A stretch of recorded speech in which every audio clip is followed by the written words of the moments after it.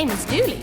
He's my guy and I love him truly. He's not good looking, heaven knows, but I'm wild about his crazy clothes. He wears tan shoes with pink shoelaces, a polka dot vest, and man, oh man, he wears tan shoes with pink shoelaces and a big Panama. Welcome to our YouTube channel titled Vinyl City Broadcasting, your transit express to rock and roll trivia. I'm Marie, the host of VCB. I'm standing here next to our cruiser and in front of our guest house in Vista, California. Now, how many out there in VCB land have been on a 12-foot yacht? Maybe a dinghy, but a 12-foot yacht? We were wondering the same thing. Our guest on the show today is Dodie Stevens, and she sings about it in her 1959 hit single, Pink Shoelaces. We also had the pleasure of meeting her daughter, Stephanie, who shares the stage with Dodie when they perform.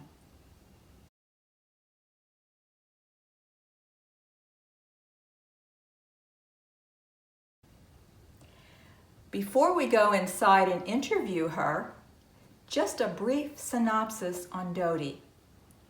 Her resume is quite impressive, appearing on numerous television shows, movie appearances, overseas tours, and major music venues all over the world, including Las Vegas.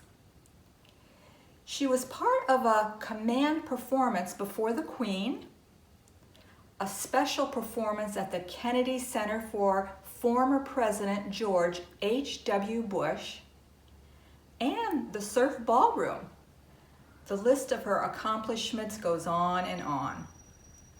Over the years, Dodie has toured with such teen idols like Frankie Avalon, Fabian, Annette Funicello, Paul Anka, Bobby Rydell, and others. Quite a lineup of performers. So why don't we go inside and talk to Dodie?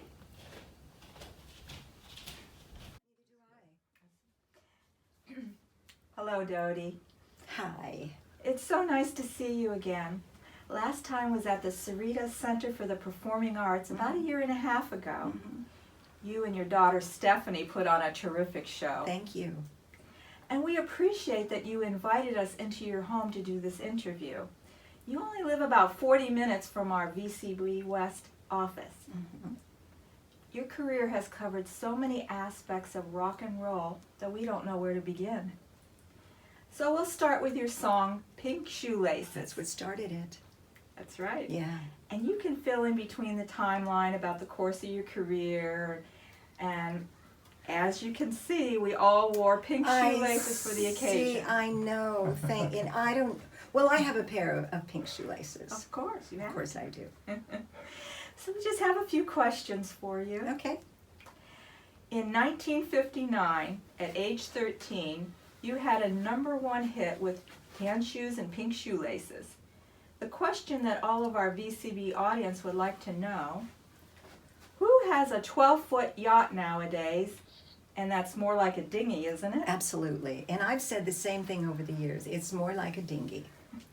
And, okay, here's the thing. The writer of Pink Shoelaces, Mickey Grant is her name. At the time, back in 1959, she was very much involved in writing musicals, songs for musicals. Very prolific writer. All of her lyrics had meaning. And so on a dare, now this is a story I heard years later, on a dare from her friends who was aware of all of her wonderful music in theater, they dared her to write something stupid, silly. They didn't think she could, so she said, oh yeah? Get a load of this. So that's how Pink Shoelaces came about, and the character that she wrote about, The 12-foot yacht, of course, I'm sure she knew. There's no yacht that's 12 feet. It's a dinghy, it's a rowboat, it's just, it's that. But she wanted it to be silly because the character was silly. Yes. He went deep sea diving in a submarine or something like that. It was just nonsense. It was nonsense, but that was her goal. And it was such a fun song. It was fun. And here, the part that goes, woo-hoo, hoo-hoo. Okay, that was from my vocal coach at the time. She was at the recording studio, and she was the one that said, oh, why don't you sing this in between the verses? And it got to be one of those things like the hook. You've heard of that before, the hook of a song. That was the hook of the song. And everybody was singing the ooh-hoos, the hoo-hoos, or whatever you want to call them. Yeah. Great story. Yeah, Great. yeah. Now, is there anything else you'd like to talk about regarding the song, or did we cover it? We pretty much did. It was something, I think I told you I didn't like it because it just wasn't my style of music. Okay, Yeah. we're glad you did it. But now, let me tell you, I'm proud of it and I'm grateful for it. I still don't like it, but I have fun with it. In fact, when Stephanie and I do it, and Stephanie, my daughter, is always part of my show, and on that song, which is the last song of the set, obviously, you got to save the best for last. She's singing background, and I'm just having fun with the lyrics. I'm just kind of dancing around, so I make it be fun, as opposed to, oh no, not this again. So I enjoy it. I enjoy singing the song. And we need fun songs, Dodie. Yeah, you're telling me. I'm sure in all your touring, you must have a funny or humorous story to tell us, don't you? Well, the one that comes to mind Yes. is my first international tour. That was to Australia in 1959. The Champs were on the show, which, by the way, for your viewers, I don't know if they realize it, but Seals and Crofts, Jimmy Seals and Dash Crofts were a part of the Champs. That's how they started. And then later, I think it was in the 80s, if I'm not mistaken. I might be wrong about that. That's when they had their Summer Breeze, and they were known as Seals and Crofts. So they're on the tour with me. Jimmy Rogers. And so we leave LAX. We leave from LAX, and we're flying to Australia. We had a couple of scheduled stops. But we had some mechanical problems with the plane. So they wanted to make sure that, of course, we were all safe. So they landed the plane in the nearest airport, which was the Fiji Islands, which is a very small island. The airport itself was just one large room. So when they heard there was going to be like this emergency landing, so to speak, or unscheduled landing, they had a spread of food for us. And lots of alcohol. Oh boy. Okay. So the tribe, and there was a tribe on the island, they were these huge 6-foot-something guys with big afros, and they are drinking their faces off. They are getting smashed. Okay. So Dash and Jimmy from the Champs, myself, my sister was on the tour as well. We decided we don't want to be a part of this, so we took a walk to the beach. And within minutes, we see these, 5 or 6 of these tribesmen coming towards us with tiki torches. And the one that was leading them was the chief. And he sits himself down. The guys are standing behind him. He sits himself down in the sand. And he looks at me and he says, "Beauty, I want you to be my wife." Oh no. And I'm 13 years old. And I don't know how old he was, but he's the chief, so he's got to be some person that's way older than 13. He wanted me to be his wife. And so we're kind of looking at each other, Jimmy and Dash, and my sister Elaine and me, we're going, what are we going to do? So Dash, who's a character anyhow, he chimes in, he says, "Well, golly, Mr. Chief, she's my girlfriend, and we're going to be leaving real soon." And so we just got up and slowly walked away, and the chief took a header into the sand, passed out, and that was that. Well, Dash is a friend for life. For life because of that. He saved me from the chief. He certainly did. Telling you. So an appropriate ending, too. Yeah, so that story will always remain with me, that memory. Great story. Yeah. Now, another question. Who were your musical influences growing up, if any, and did singing come naturally to you? Many influences, and very diverse. First of all, let's go back to, did singing come naturally? Absolutely. I believe we're all born with our gifts. And as we grow up and we learn about them, we discover them. What is it that you have a passion for? What is it that you feel good about every time you do it? What is it that brings you joy every time you do it? And it's not work, it's love. For me, it was always singing. At a very young age, I was born in Chicago, moved to Southern California when I was 2 or 3, and I was told, I don't remember it, but I was told that when my uncle came home on leave, he was in the Army, he would bring some of his buddies, you know, and come to visit the family. And he'd say, "Come on, Geraldine," that's my real name. "Come on, Geraldine, come with us to the corner candy store and sing for us." I said, "Okay, you didn't have to twist my arm." So they take me by the hand. We go to in front of the candy store, and I'm singing whatever. I was just singing, and I'm like 3 years old or something. And then they got me candy, and that was my reward for it. So I was born to sing. Okay. My influences. I was influenced by Dusty Springfield, Melissa Manchester, Bonnie Raitt, and Barbra Streisand. Oh, and let's not forget Aretha Franklin. Oh, let's not. She was in there too. Yes. So I don't, you know, a lot of singers, you'll hear them and they'll go, "Oh, you sound just like so-and-so," and that's because typically you happen to listen to one singer over and over, and so we're like mockingbirds. All of us are. That's how we learn to speak or sing or whatever. And so you kind of take on those vocal abilities. For me, because it was so diverse, I just loved them all. I loved what they brought to the table. And I just developed my own voice, so I never really sounded like anybody, and I've never had anybody say, "Oh, you sound just like." But those were my influences. Well, we can see that you were certainly born to sing. We're happy you did. And Me too. And you could do what you love. I love it. You know, I love it. it's a wonderful thing, and you had wonderful musical influences. Yes, I did.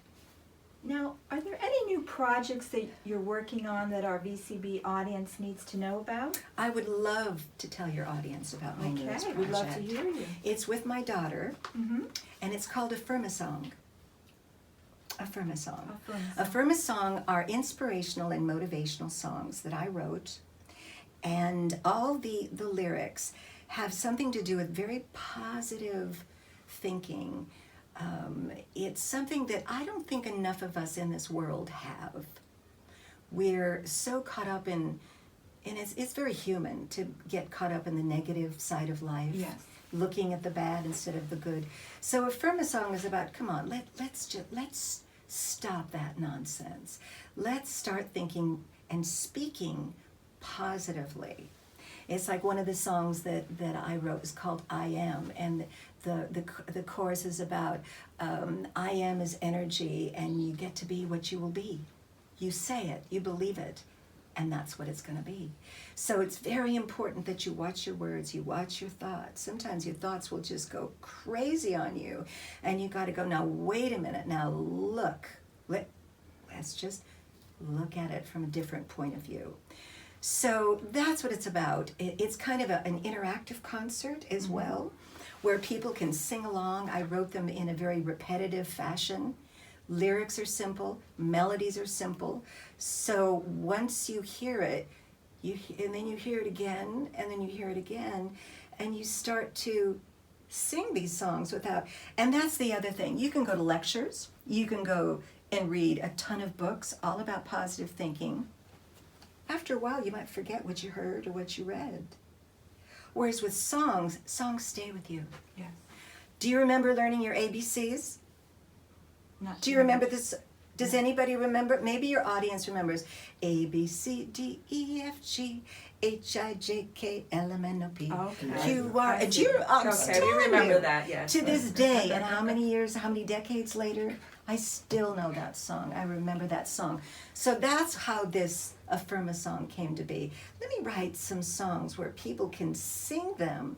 They're always going to be with them. The other thing is listen to it in the car. Listen to the CD in the car when you're stuck in traffic and you're miserable and you're just, oh no, am I ever going to get out of this traffic jam? Listen to the CD. It'll lift your spirits. It'll lift your spirits. One of the other songs is 21 Days, and it's about breaking a bad habit. And it's not just about addiction to alcohol or drugs or, the obvious ones, smoking or, overeating, whatever. It could be habitual negative thinking, complaining, always saying the worst instead of the best. It could be stuff you're not even aware of. So try to change it for 21 days. Listen to the CD for 21 days, and I guarantee you it will have an effect. Positivity through song. Yes. And more of that's needed. So much more of that is needed. I wish that the young people, the young artists of these days that have such an influence would do stuff like that. They don't know how powerful they are to their fans. Well, we're in agreement, Dodie. Yeah. And thank you so much for sharing so much cool trivia about yourself and your current endeavors for our VCB audience. And we're sure looking forward to watching your television appearance with KFMB Channel 8 here in San Diego with Jeff Zeverly. Yes. And I wanted to tell your audience as well, we are doing our concert, our Affirma Song free concert at the end of the month, which is July 27th. It's a Saturday at 4 p.m. A restaurant in Vista called Wildwood Crossing. So I would love to see everybody there. And Stephanie and I are very excited about it. I hope you and Rico can be there as well. And Donna, your friend, and anybody else that you want to bring. It would be lovely. So yes, I wanted to get that out there. Well, thank you so much for the invitation, Dodie. And regarding the Channel 8 interview with Jeff Zeverly, by the time of this VCB interview, your television interview will have already been aired. Mm-hmm. So we'll put a link to your interview on the last slide for our VCB audience to enjoy. Great. And do you have any closing thoughts for us, Dodie? Well, I wanted to thank you and Rico for coming here and doing this interview and being fans, obviously, for so long. And the wonderful poster that you gave me, the mock billboard cover that I have hanging up in my studio.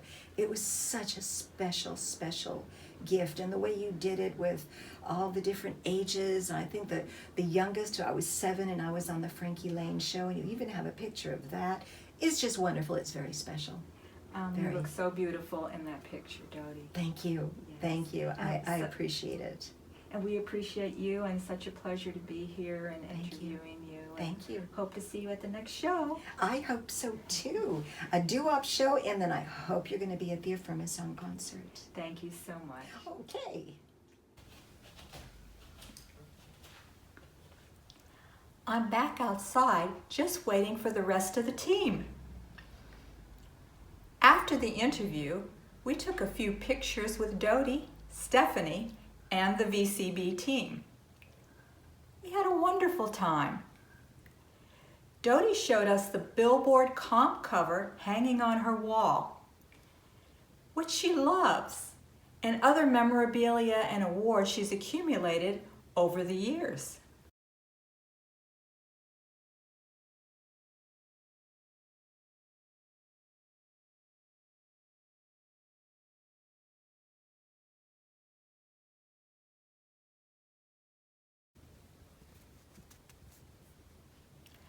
Let's highlight a little of what Dodie talked about. I'm glad you cleared up the 12-foot yacht question. The Fiji chief. That was a funny story. and you related it to us like it was just only yesterday. Asking you to be his wife and then moments later passing out and taking a header onto the sand had to be a sight to see. Quite comical. I'm sure he's no longer around, so if you wanted to go back, I'm just saying. We can see the results by having such wonderful influences in your life, like Judy Garland, Dusty Springfield, Aretha Franklin, Melissa Manchester, Barbara Streisand, and Bonnie Raitt. You were born to sing, Dodie, and you've mastered your craft. And your new project, Affirm a Song, an inspirational, motivational concert and lecture combined. And all the songs have a positive, uplifting message. We'll post the links to your personal website, www.dodiestevens.com, and www.affirmasong.com on our last slide. Also, the interview you did with Jeff Zeverly from Channel 8 News here in San Diego was terrific. Took us down memory lane. We'll post that link also. Jeff really looked like he enjoyed himself. We want to thank you, Dodie and Stephanie, for inviting us into your beautiful home for the interview. We encourage all of you to bookmark our channel, Vinyl City Broadcasting. Who knows where we'll end up next? Maybe at your house. The three of us better get back on the road to VCB West. I see Rico and Donna leaving the house now. Let me get into the cruiser and start it up.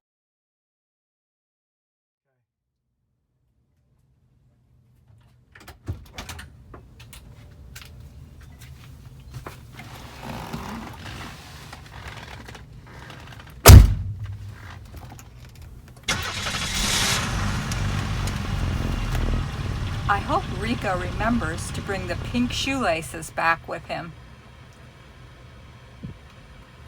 Panama with the Purple Hat Band.